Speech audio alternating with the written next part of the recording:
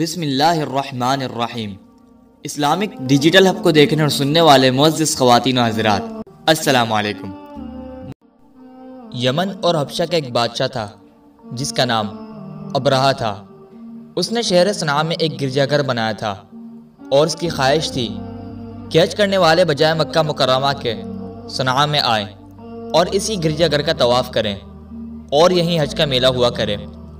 عرب خصوصاً قریشیوں کو یہ بات بہت ناگوار گزری، چنانچہ قریش کے قبیلہ بنو کنانہ کے ایک شخص نے آپے سے باہر ہو کر صنعاء شہر کا سفر کیا اور ابرہہ کے گرجا گھر میں داخل ہو کر پیشاب پاخانہ کر دیا اور اس کے در و دیوار کو نجاست سے آلودہ کر ڈالا۔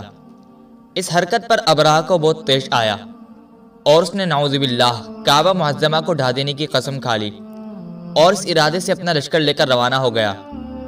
اس لشکر میں بہت سے ہاتھی تھے اور ان کا پیش رو ایک بہت بڑا کوہ پیکر ہاتھی تھا جس کا نام محمود تھا۔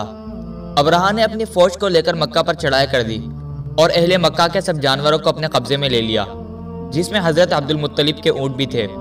وہی عبد المطلب جو ہمارے حضور خاتم النبیین صلی اللہ علیہ وسلم کے دادا تھے۔ وہ خانہ کعبہ کے متولی اور اہل مکہ کے سردار تھے۔ وہ بہت ہی رعبدار اور نہایت ہی جسیم و باشکوہ آدمی تھے۔ وہ ابرہہ کے پاس آئے۔ ابرہہ نے ان کی بہت تعظیم کی اور آنے کا مقصد پوچھا تو آپ نے فرمایا کہ تم میرے اونٹوں کو مجھے واپس دے دو۔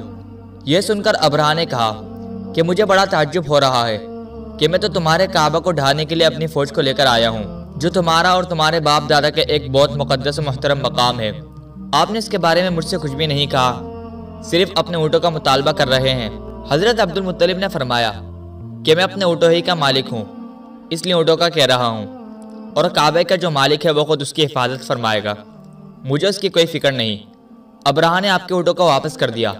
پھر آپ نے قریش سے فرمایا کہ تم لوگ پہاڑوں کی گھاٹیوں اور چوٹیوں پر پناہ گزی ہو جاؤ۔ چنانچہ قریش نے آپ کے مشورے پر عمل کیا۔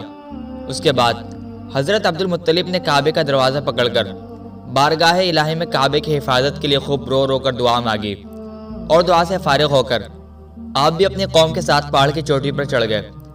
ابرہہ نے صبح تڑکے اپنے لشکروں کو لے کر کعبہ مقدسہ پر دھاوا بول دینے کا حکم دیا اور ہاتھیوں کو چلنے کے لیے اٹھایا، لیکن ہاتھیوں کا پیش رو محمود جو سب سے بڑا تھا وہ کعبے کی طرف نہ چلا۔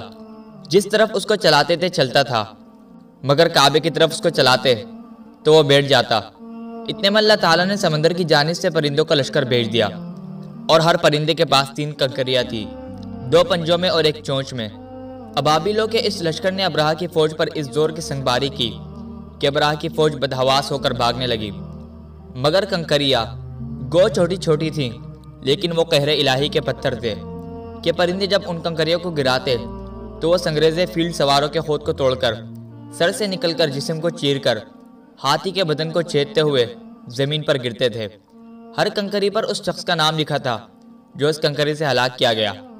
اس طرح ابرہہ کا پورا لشکر ہلاک و برباد ہو گیا اور کعبہ معظمہ محفوظ رہ گیا۔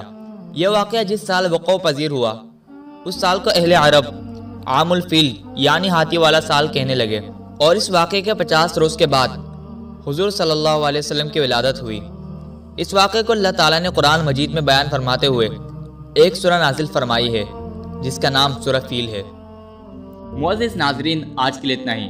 اگر آپ کو یہ ویڈیو اچھی لگی تو اس ویڈیو کو لائک اور شیئر کریں، اور ہمارے چینل اسلامک ڈیجیٹل ہب کو سبسکرائب کر کے ساتھ میں لگے بیل آئیکن کو ضرور پریس کر دیں تاکہ آپ تک مستقبل میں بھی ایسی معلوماتی ویڈیوز بر وقت پہنچ سکے۔